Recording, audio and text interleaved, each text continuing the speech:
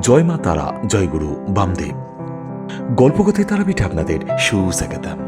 প্রতিদিনের মতো আজও তারা মায়ের ঝকঝকে তকতকে ভিডিও নিয়ে আপনাদের সঙ্গে গল্প করতে উপস্থিত হয়েছে আমি, তারা মায়ের পূজারী অচিন্ত। তবে আর দেরি কেন, গল্প করতে করতে ঘুরিয়ে ঘুরিয়ে দর্শন করে আনন্দময়ী তারা মায়ের মন্দির প্রাঙ্গণ।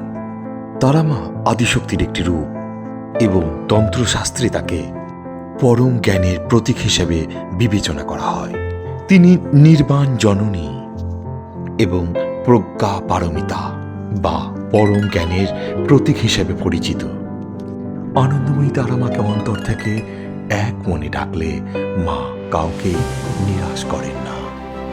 তিনি সহজেই ভক্তের ডাকে সাড়া দেন। তাই তো মায়ের টানে ভক্তগণ বারবার তারাপীঠে আসেন।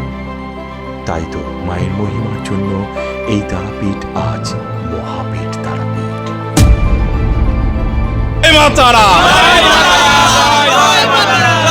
আচ্ছা, পুজো দিয়ে কেমন লাগলো?